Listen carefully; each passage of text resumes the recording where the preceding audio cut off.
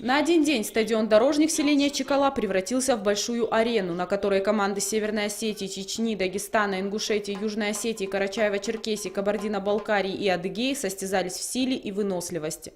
Хаджимурат Гацалов, подаривший ребятам такую возможность, признается, что главная цель этих соревнований – дружба народов Кавказа и пропаганда здорового образа жизни. Все мероприятия, которые мы проводим, задачей и целью их является единение молодежи. Мы немного в этой жизни стали разобщены, особенно наша молодежь. Им расти, жить. И иногда ощущается у них чувство отсутствия локтя, чувство единства, чувство понятия друг друга, чувство взаимоуважения. Мы хотим этими мероприятиями привить им, что они вместе, что наш общий дом, что нам нужен мир, добро и что они должны творить добро. Это главное. Вы видите, какие эмоции? Как не делать такие соревнования, а?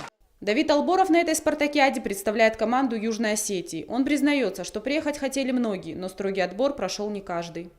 Приехали поучаствовать в этих соревнованиях. Сами тоже все спортсмены разными видами занимаемся. Что хоть бы, чтобы самое главное, все были здоровы и занимались спортом. Это уже вторая спартакиада. Первая проходила в прошлом году в городе Кизляр. Заместитель председателя парламента Республики Северная Осетия Алания Станислав Кисаев поблагодарил организаторов и всех присутствующих, среди которых был председатель правительства Республики Сергей Такоев, муфтий Чеченской Республики Султан Мирзаев, министр по вопросам национальных отношений Республики Северная Осетия Алания Сослан Фраев и олимпийский чемпион по вольной борьбе Хаджимурат Гацалов. Мы можем быть разными по вере, мы можем быть разными по убеждениям, но мы знаем, что мы граждане одной страны, и все, что мы делаем, мы должны делать для этой страны. Вот сегодняшняя молодежь, она сильная, здоровая, в хорошем смысле целеустремленная. И я хочу, чтобы мы все сегодня на этом празднике пожелали друг другу удачи в спорте, чтобы победил сильнейший. В качестве приглашенных и сотрудники фонда «Спасательный круг» во главе с Геннадием Цгоевым. Благотворительная организация постоянно пропагандирует здоровый образ жизни, поэтому решила поддержать организаторов этого мероприятия. Наш спасательный круг тоже за здоровье нации. И поэтому пусть Всевышний вас всех благословит. И мы только за спорт и за здоровый образ жизни.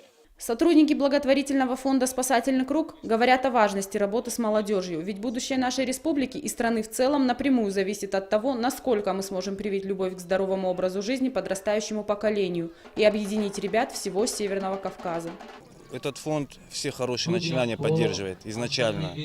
А спорт, я думаю, что может быть лучше в жизни, чем спорт. Тем более для детей, для молодежи. Я думаю, это самое позитивное такое, самое хорошее дело.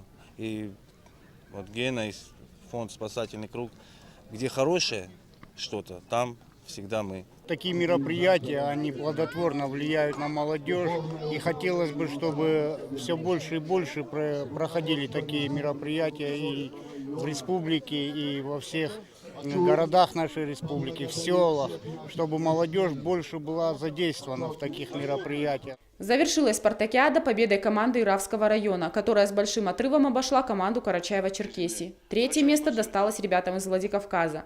В конце мероприятия всех присутствующих пригласили к столу, где молодежь могла продолжить знакомство. Елена Смирнова, Алан Габараев, Узинфо.